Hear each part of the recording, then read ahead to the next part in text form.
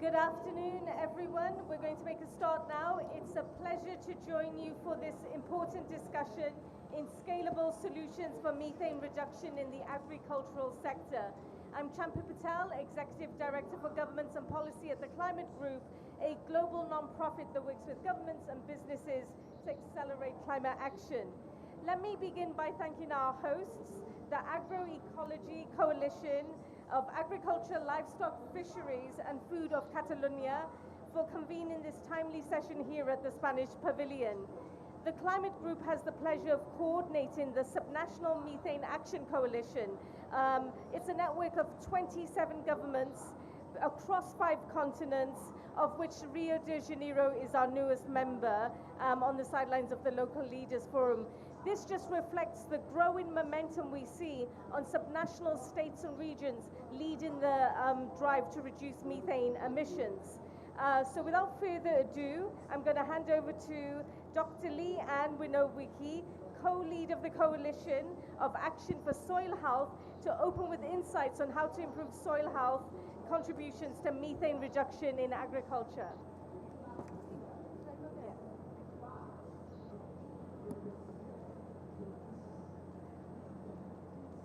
Buenas tardes, bon dia. So wonderful to be here. My name is Lee Winowicki. I'm a soil scientist. How many soil scientists do we have here? Okay. How many people here love soil? All right, that's even better. So when we talk about soil, what do we think of? Did you know that soil is the biologically active layer of the Earth's skin? It has chemical, physical, and biological components. Did you know that we depend on healthy soil for nutritious food? It is the basis for ecosystem restoration, climate change adaptation and mitigation, and it is the most biodiverse ecosystem in the world. How many times more carbon can we store in soil compared to above ground? 3. We can store 3 times more carbon in the soil than the vegetation above ground. It is for this reason that we must have soil health in this declaration of this COP. Any governments here who have the power to make sure soil health is in that declaration, please. It is a climate solution. So, who read the World Economic Forum report, came out in October, on the top 10 technologies for planetary health? I really suggest you read it, because believe it or not, soil microbiome was in there as a top 10 technology to keep us within the planetary boundaries, which we know we're, I would say tipping, but we're more than tipping out of, right? So when we talk about methane reduction, we really need to think about capturing carbon in the soil.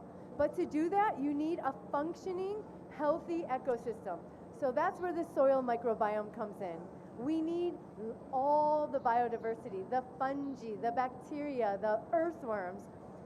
And to do that, we need to make sure that the soil's healthy, that we're putting organic matter in the soil. Interestingly enough, there was another technology in the World Economic Forum report for methane reduction: closing the loop in biocircular economy. So think if we could actually take that food waste and turn it into an organic fertilizer for the soil. That's methane reduction, that's building healthy soil, and that's closing the loop and really generating this bioeconomy. So, who here knows how to put carbon in the soil? Oh, good. Yes. The first principle is keep your soil covered. Soil is like the skin of the earth. So you see my skin, it is not loving the Belém sun, let me tell you. So like our skin, we need to keep the soil covered all year round so it doesn't get super hot. We've done an experiment and we wrote a piece on this.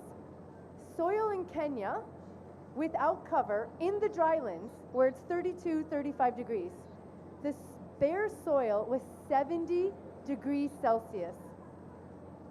The covered soil was 30.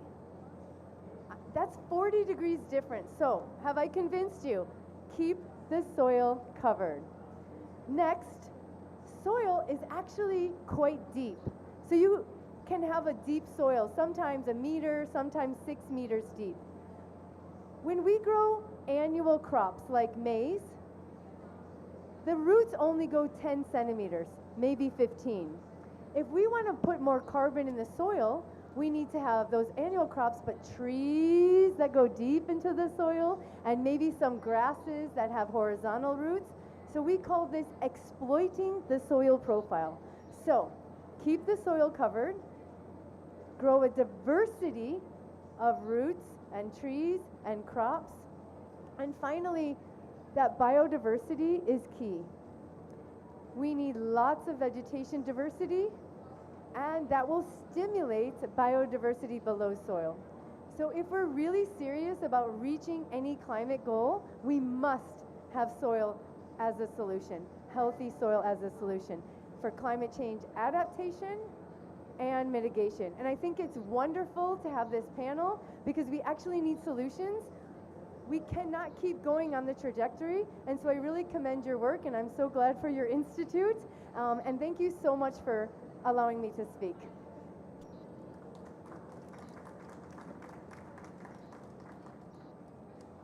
Hello, can everyone hear me? Is this working? Brilliant. Thank you, that was fascinating. That really, I think you made me an advocate for soil health now. That was so interesting. And I think that's exactly how we need to be able to talk about these things that make it interesting and relevant to people's lives, right? So if I may turn now to Mr. Oliver Oliveros, Secretary General of the Agroecology Coalition. Mr. Oliver, if I may, it'd be great to hear your perspectives on how agroecology and biogas systems can be integrated into circular value chains that benefit farmers, communities, and ecosystems. Can you hear me? Muchas gracias. Buen día a todos. Me llamo Oliver Oliveros. Yo soy el secretario ejecutivo de Coalición para la Transición Agroecología. To respond to your question, I want us to walk through the current food systems and how we are trying to address that through agroecology. And it's also one way that we're looking at connectivity, circularity, and eventually looking at the way we could reduce methane in the earth. And we all know that the current food systems is, well, others say it's broken, others says it's not functioning, and others say it's not fit for purpose. It is also because it is designed very, very early in the 20s and 30s, where we need to produce and produce and produce food. At that time, obviously, we don't have that much of a climate problem. We don't have that much of a biodiversity problem, and we don't have that much of land problem. But as we know now, the society and the world is facing multiple challenges. Food system is currently one of the biggest polluters. 30% of greenhouse gas emissions comes from our food systems. 70% of fresh water is consumed by our food systems, particularly in the agriculture sector. It is also responsible for about 70% of biodiversity losses. So that alone tells us something, right? So we need to address and make sure that we're addressing the multiple challenges of our food systems. And the paradox is, while we have this problem, there is also studies which shows that the world is producing enough food for everybody to eat. And yet, 1/3 of the food that is produced is put into waste. And even if there's so many food that is produced, we see on one part of the earth, people going to bed hungry, particularly children. In some cases, like in the Palestine and Gaza area, food is being weaponized. While in other parts of the world, you have obesity, right? You have diabetes and other non-communicable diseases. All of these are problems that are related to our current food systems. And on top of that, we're also facing social inequities. The farmers who are tilling the land are not the owners of the land that they till. The farmers who are putting food on our table are not the ones unable to access food. And yet they are the ones addressing and practicing agriculture that are capturing carbon, that are regenerative, that are addressing soil health, as Lei has mentioned. And so the current food system is perpetuating the inequitable and unjust system that we are now. And this is where agroecology comes in. Agroecology is a science as a practice, but it's also a social movement. The types of soil health approaches that Lee mentions are all agroecological practices because they're all addressing biodiversity, not only the flora and fauna, but also soil and micronutrient biodiversity. Soil health being one of the principles of agroecology. But that is also a practice. Agroforestry practices, cover cropping are some of agroecological practices that we need to promote because these are addressing soil health, as Lee explained earlier. But there are also the ones that are addressing issues around social equity and interdisciplinary approaches, doing research, doing science differently. And so you could see there addressing the issues that we are facing today in terms of food systems, both from the social biological aspects, but also from the social, economic, and political dimension. And because that shows the trilogy that is agroecology. And it is anchored on several principles. Centered to that is a co-creation of knowledge. Co-creation of knowledge, which is allowing us to secure social equity, responsibility based on the principles. There's also a set of principles that allow us to improve resource efficiency, guided by recycling, reducing the use of inputs, but also principles around strengthening resilience based on the principles of soil health, animal health, biodiversity, etc. And so we could look at here some of those principles of agroecology that allowing us to contain methane, for example, and reduce methane. Circularity, for instance, is a very important concept because it allows us to really sort of like close the loop. We have the principle of connectivity, which allows to connect not only farmers from producers, but also allowing shorter distribution circuits.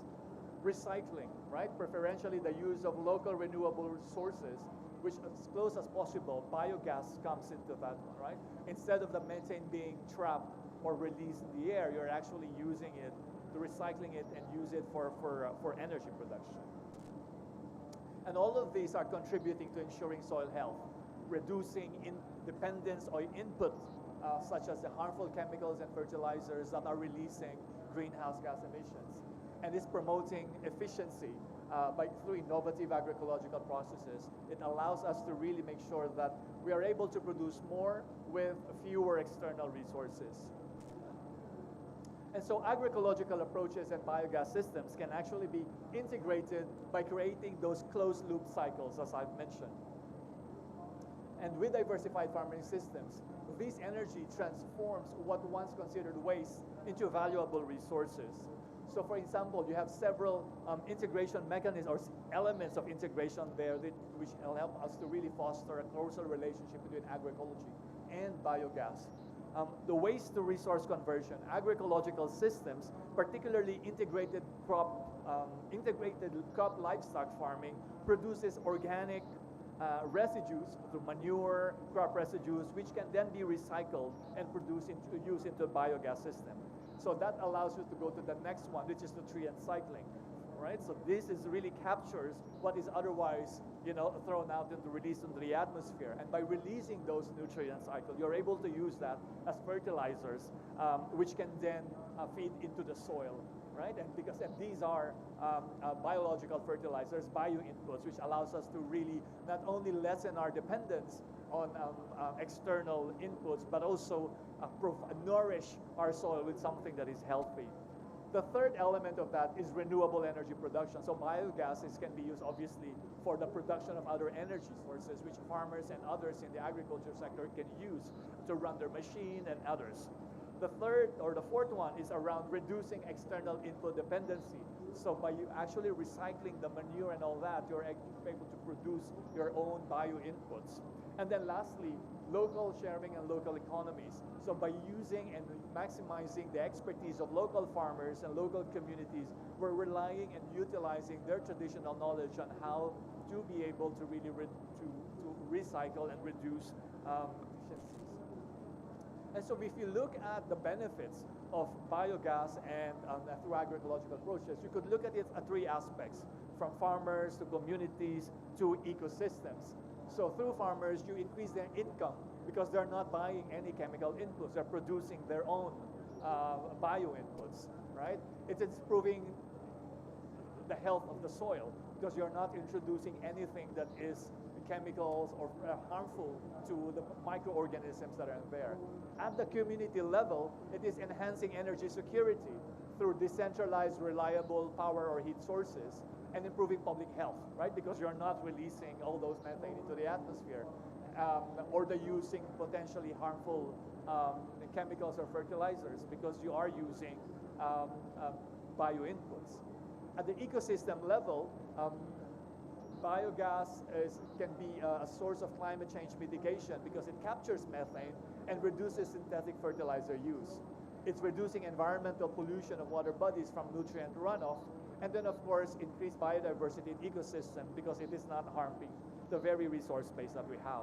So we could see here the gross interaction, how agroecology is really compatible with biogas. And what we're seeing now is this emergence of agroecology as a pathway for food systems transformation at the global policy levels. We're also seeing the emergence of agroecology, a political momentum, not only at the national, at the global level, but also at the country level and a subnational level. For instance, the regional government of Catalonia is one of those regional governments that are really proactive in ensuring environmental protection by developing their own environmental policy. And in fact, we were discussing with your colleagues, with Mark and others, to explore how can we work together and bring agroecological approaches in addressing environmental issues within the government, the regional government of Catalonia. But also there's a growing evidence in terms of science and in practice that agroecology works, that agroecology is not only good for the planet and for the climate, it is also good as a socio-economic benefits, because obviously farmers are not relying on harmful and chemical fertilizers. They're actually using the money that is otherwise spent for fertilizers to something else. And you would see here several scientific studies which shows that it is socio-economically viable to do agroecology. And there are also evidence in terms of practice that agroecology work. In India, in the state of Andhra Pradesh, 1 million smallholders across 4,000 villages covering 500,000 hectares of land has adopted agroecology. And that has translated into 11% increase in yields and increased net income of farmers by as much as 49%.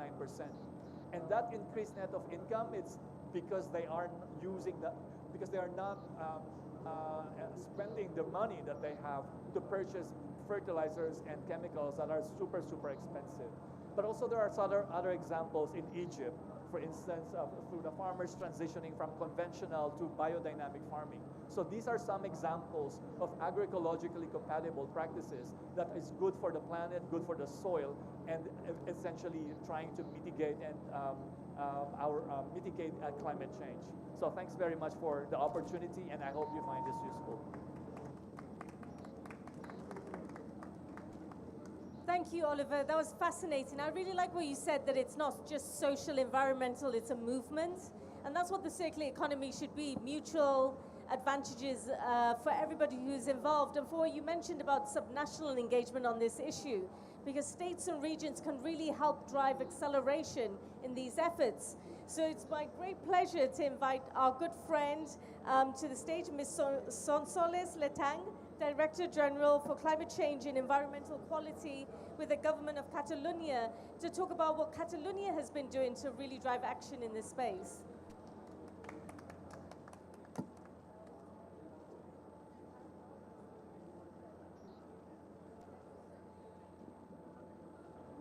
No? Oh, yes. I can hear me too. Okay. Hello. Good afternoon. First of all, I would want to give you some data about the main sectors in Catalonia that are currently emitting methane emissions. One sector is waste management, which is currently emitting by 5% of the total greenhouse gas emissions of Catalonia, and those emissions are methane that come from landfills. And the other sector is livestock farming, which is currently emitting in Catalonia by 11% of the total greenhouse gas emissions of Catalonia. So emissions of methane corresponds actually in Catalonia by 16% of the total greenhouse gas emissions. Therefore, they are no insignificant, 60%. So, regarding how to involve methane and connect with goals through our carbon budgets, because Catalonia we have carbon budgets approved until the moment by the government. We have set reduction targets for all sectors. That means industry, housing, energy, and also for waste and livestock farming, but for 2030. And we are currently drafting the carbon budgets for the years 2035 and also 2040, because our climate change law requires the government of Catalonia to draw carbon budgets every 5 years and 10 years in advance. So you have to leave. Okay, we are in contact. Catalonia is working on carbon credits. You have to know. But you have to leave now or not? Okay, sorry.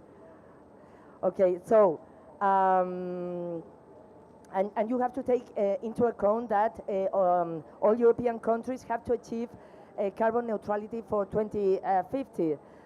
So at the present, for 2030, that are the carbon budget that we have approved. The carbon emission reduction target for waste is 57%, and for livestock farming, 20%.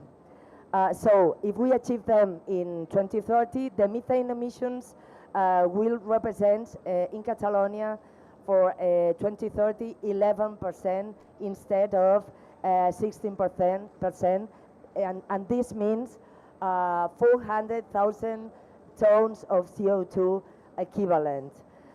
We have to think that we are talking about 4 years, so very little time.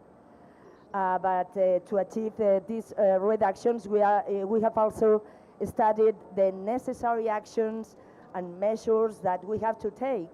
And these actions we have already included in our mitigation plan. In this sense, to reduce emissions in the waste sector, we need to install methane capture facilities in landfills for the production of biogas. This biogas must be injected into the gas network, or maybe used in an industrial process, or maybe could be in a district heating and cooling for a neighborhood. But you have to know that Europe has put to all the state members also an objective for methane into the gas network because of our geopolitical context that is very complex. And currently in Catalonia we have 31 landfills, and one of them has already the biogas facility running. And so it's producing biogas that goes to a ceramic industry. So the ceramic industry that needs a big amount of energy has changed fossil fuel by biogas. And not always these kind of facilities to produce biogas from methane emitted by landfills are technically and economically viable. That's why we have contracted a study to assess the possibilities of building these facilities at all landfills in Catalonia, because we are emitting a lot from each landfill. This study will enable us to know when these facilities can be built by the private sector because they are, biogas is profitable through the sale, and when these facilities will require public investment because maybe are not viable. We paid for this study from our climate fund, 1 million euros, because it is a very complex and very technical study. So this for waste, and now regarding to how to reduce methane emitted by livestock. Catalonia has designed a biogas strategy which has already been implemented and which includes the construction of biogas plants around Catalonia for the treatment of livestock manure and other organic waste. The biogas strategy aims to promote biogas generation and to valorize digestate as a resource for agriculture, as you said, as a fertilizer, but also for industry. Our industry is also interested because they want to obtain chemical fertilizers, nitrogen, phosphorus, and potassium. And the strategy aims to increase biogas production from 580 gigawatts hour to over 1,900 gigawatts hour by 2030. And to meet this target, it is estimated that we have to build every year 12 biogas plants with a capacity of 50,000 tons. In total, until 2030, we have to construct more than 70. And this is important to note that through biogas plants, we reduce methane, but also we are reducing ammonia.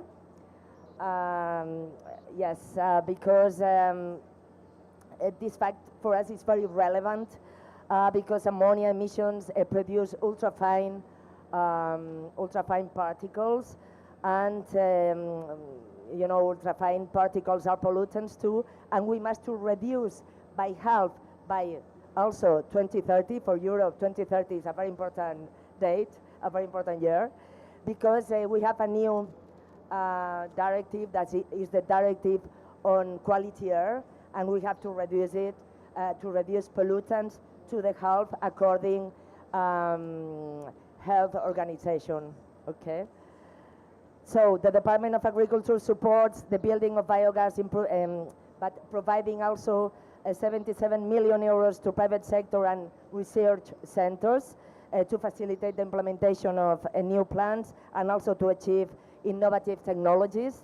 We have already built a number of biogas plants that are currently producing bioenergy and who are also using digestate to improve soil fertility. And finally, I want to tell you that the part about agriculture should have been explained by the DG on Agriculture and Livestock, Ms. Rosa Thyssen, who was supposed to be here with us at the COP30, but she had to cancel her trip to deal with the health crisis caused by a virus, the dermatitis nodular dermatitis, I think in English, that is a virus not from Europe. But 6 months ago, we had another virus, the waste Nile virus. So I want to say, and I want to finish, that the arrival of foreign diseases from other continents is another consequence of climate change. Thank you very much.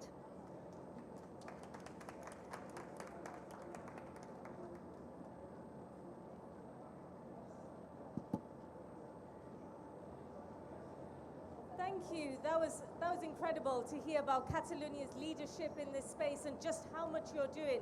It's not easy work, as you're saying, you have to deal with these crises that are happening, even one right now.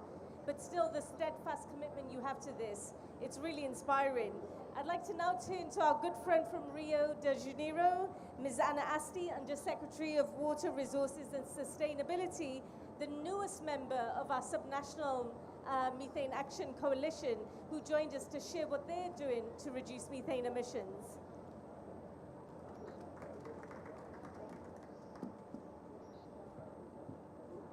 Thank you everyone. Thank you, Champa. We've been with Champa since Rio, since the Local Leaders Forum. Yes, every day we meet now. Hello, Paula.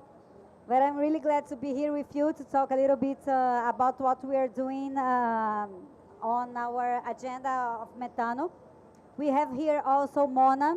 Mona, say hi. Mona is the person that is responsible for circular economy and waste management in the state of Rio de Janeiro. The state is a state that has 17 million people living in the state. We have 92 cities, and most of our population, 80%, lives in the shore, in the coast. So, but we have a very special rural area that we are losing each year people that are living in the rural areas to the urban area, because we have more than 75% of our population living in urban area. So we have been working a lot with methane. We are the biggest producer in Brazil, the state of Rio, of biogas from methane. But it comes mainly from waste treatment. So we have 17 landfills in the state of Rio, and 5 of them produces somehow biogas. And 2 of them are very important ones. So just for you to have some numbers, we are talking about the production of 192 million meters cubic per year in the landfill of Seropédica and Pedro da Aldeia, 2 different cities. The one from Seropédica is the biggest in Brazil, and it's mainly the waste that comes from the city of Rio de Janeiro. 8 million people in the city. We are talking about 10,000 tons of waste each day. So it's a huge production of biomethane. And we have been working. We start to work on the idea of developing composting with the waste, because 60 to 7% of the waste in the landfills could be used as composting, and we do not have this prepared in Rio. So we started a study about how we can develop projects with our organic waste with the EPA from the US. So we have built this strategy, and Mona is the one responsible to put it in place. So we need to take this strategy from the document and make it happen, because it's good for everyone. It's good for the circular economy. It's good for the city, for the citizens. Our landfills will be much lower. The cost with the transportation will be much lower. But I want to share with you one experience that we have with this landfill of Seropédica, because in Seropédica we have this huge scale production of biogas from biomethane. And with this biogas, we have created a project called Green Corridor.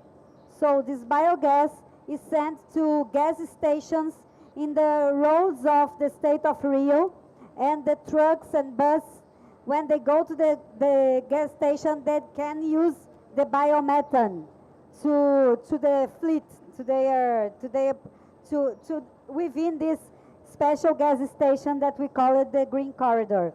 So we are finding also ways to put the biomethane and the biogas in the process of the economy. But I want also to share with you, because one of the things that it's really important when we think about biogas is to connect this with the water basins. Well, in Rio we have 9 water basins, and each water basin we have lots of rural producers. And the rural producers, we are now investing a lot with the fund that we have in the state for water basins. We have this fund that the money comes from the industries and the companies that gets the water from the rivers, directly from the rivers. They have to pay for this water. This water comes to our water resources fund. And with this fund, we are investing in rural sanitation now. So we have invested more than 100 million reais, which means in euros, I don't know, 20 or 15 million euros in rural sanitation. And one of the things that we can do with rural sanitation with the agricultural producers is to develop the production of biogas using the material of the waste of sanitation. So this is something that we can connect using especially the basin committees.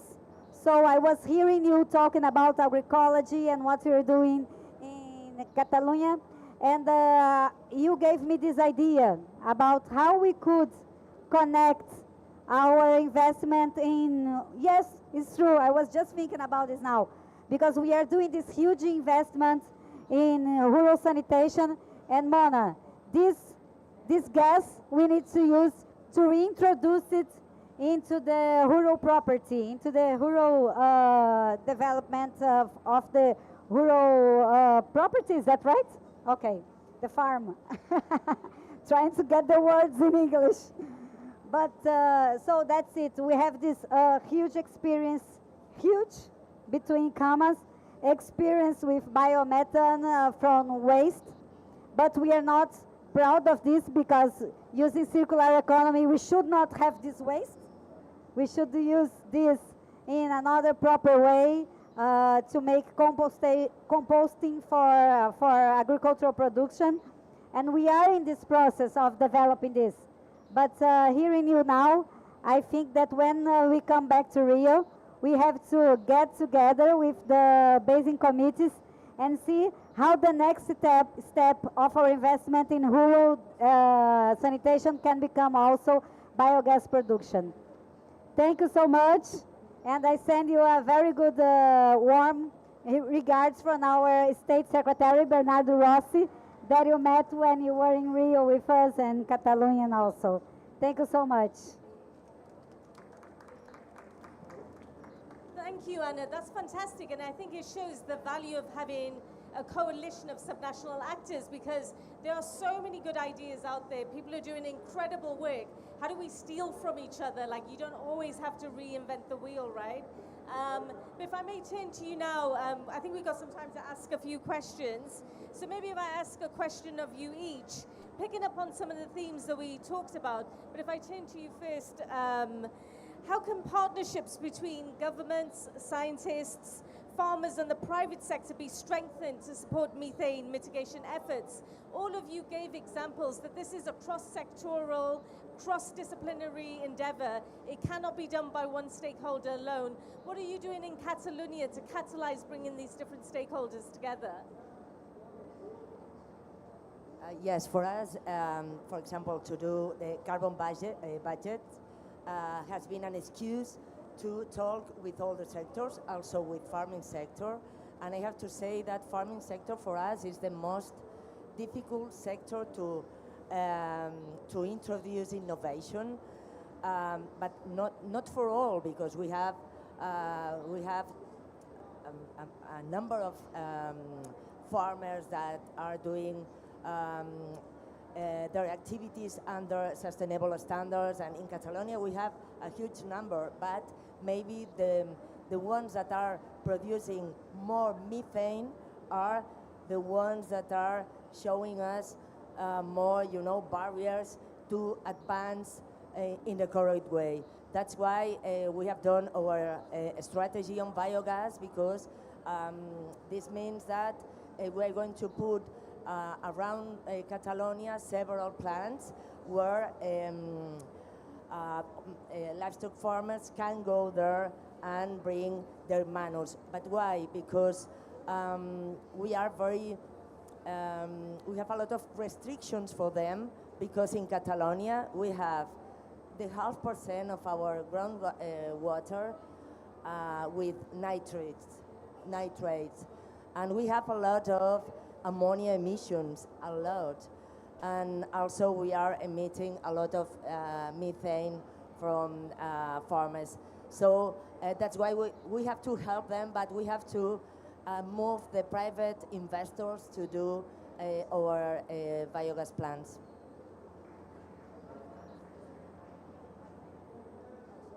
No, that's okay, because I'm mindful we're short on time, so I wanted to get through as many questions as possible. I had a question for Anna. I know that climate justice and green job creation is very important to the state of Rio de Janeiro. In your methane mitigation strategies, how are you designing them? You talked a little bit about food security, ensuring the vulnerable communities are looked after, but how are you bringing in the green job creation as well and ensuring climate justice in your approaches to methane reduction?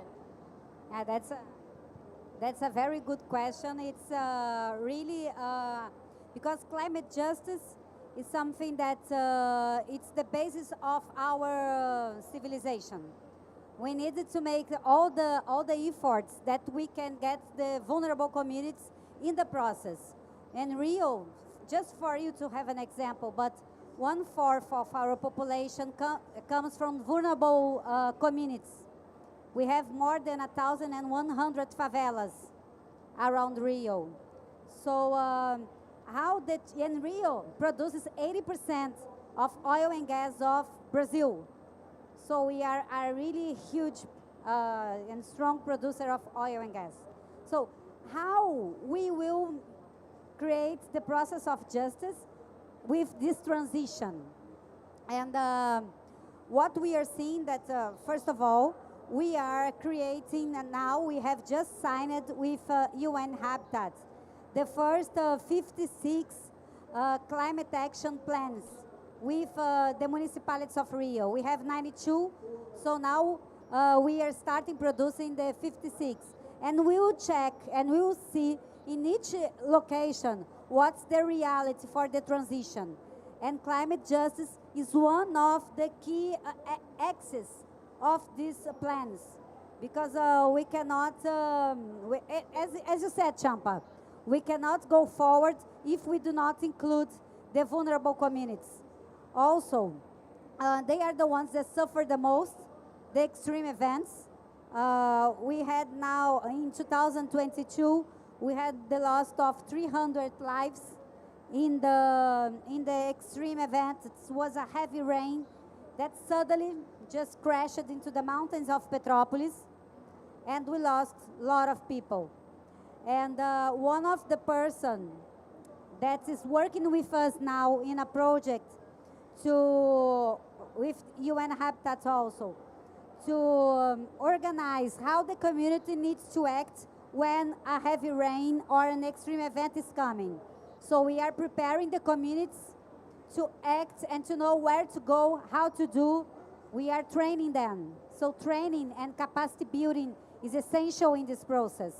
So we are now entering in 13 very vulnerable, climate vulnerable communities in the city of Petrópolis, and we are growing the project in the next year for 34 cities. Yes, and one of the person that works with us in this project, she lost 7 people from her family. She was at work, and the heavy rain started, and someone from the family called her and said, "What do we do? Because it's raining very, very hard. Should we leave home?" And she said, "No, stay, because it's better if you stay, it's safer if you stay." So it was not safer. Everybody that was in the home, 7 people died. And now she's part of the team that is working in this process to help people, because we are talking about saving lives. It's about saving life. So now she's part of the work, and she's the one that is teaching the others in the community how to do the process and not to be afraid and to act, not to stay when it's needed to act. So just to give you an idea, but this is a pilot that we are doing in the city that is the most vulnerable one, Petrópolis, and we are growing next year to 34 cities. Thank you, Anna. And thank you for reminding us that it's like ultimately we need to do all of this for people. It's not just for the planet. It's to ensure that people have better, safer, healthier, more prosperous lives. And Oliver, if I may come to you now, you talked about that it's a movement. And I wondered if you could tell us how that movement aligns with regional or international goals, because it can be difficult to make all of the, you're here, and these conversations can seem very abstract from everyday people's lives. And how do you see this movement connecting the dots between the international, regional, and national? Yeah. Can you hear me? Yeah. Yeah, I mean, I think it's that's why it's really important to make sure and we remind ourselves that we go beyond global and national discussions, that we make sure that the stories we show as an example comes from the bottom up, looking at what farmers and fisherfolk are doing, looking what cities and municipalities are doing. Now we are here at COP, and what we've been hearing around country positions, country negotiations, etc., forgetting that cities, regions, municipalities are very much, and in many cases, are also autonomous. In some of the cases, issues around environment, agriculture are devolved function. And so why are we not building on the governance structure, the very governance framework that allows sub-national institutions to work? So this is really, really key. So when we think about our targets and nationally determined contributions, we need to identify how is that translated in the regions, in the states, in the municipalities, and in the cities. So for me, the work that, what Catalonia is doing, what Rio is doing, and that other sub-national entities are doing is really, really important, right? Because that is where the rubber hits the road. And we're seeing it not only in Europe and in Latin America, we're seeing it also in Africa. Some of the best examples of agroecology strategies are at the county level. And in the case of Kenya, counties in Kenya are able to pass and develop their strategies way ahead of the national government. So that is one. The second is, how do we build and support social movements? It's really, really key and incumbent upon us to make sure that we are supporting social movements, the frontline food systems actors, because they know the truth, they speak truth to power, and it's really important that we are supporting them as much as we are cajoling and supporting our national governments to do that.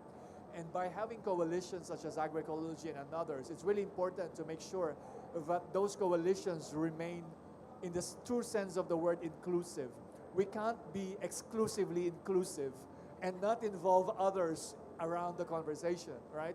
It's really important that we let ourselves be uncomfortable with the conversations. Allow other actors to challenge ourselves, challenge our thinking in the same manner that we are getting ourselves inspired by what others are trying to do. So I think it's really important to step out of our comfort zone sometimes and make sure that it's very cliche that we step out of those siloed thinking. So the conversation sometimes when you talk about methane reduction, biogas, agroecology, it seems like, wow, that means probably we need to have more private sector engagement and discussions around here, because in terms of technology, access to finance and others. So I think it's really important to make sure that we're having this multi-stakeholder dialogue, uncomfortable as it may be, but who says transformation is easy, right? So if we don't take up the challenge, I don't think we'll never go far. No, I think that's a fantastic note for us to end on, because it's so important. The risk is that you are always in the same rooms with the same people having the same conversation, and we don't actually move anything forward, right? And I think one of the beauties of subnational governments is that they can move with speed and agility. Many of them have regulatory powers, many of them have legal powers, fiscal powers. They can actually put steps in place to drive this, but they can't do it alone. You have to have the private sector, the financial sector, the scientists, everybody around the table. And I love that we have to get to be comfortable with being uncomfortable, because that's really how change happens. And that was part of the vision for the Subnational Methane Action Coalition. California launched the coalition at COP28 in Dubai precisely to bring different stakeholders together, primarily subnational governments, so that they could share their experiences and learn from each other. But as you say, it was an exclusive, no, inclusive, exclusive, I can't remember, however you phrased it, a conversation open to all. So I just want to thank you all. That was absolutely fascinating to learn what you're doing. It's so fantastic to see two of our most active members already exchanging ideas about what can be done. I just wanted to check if anybody had any questions before we bring it to a close. No? Well, thank you. I'd like to thank our panelists and thank you to you all. It's been a fascinating discussion.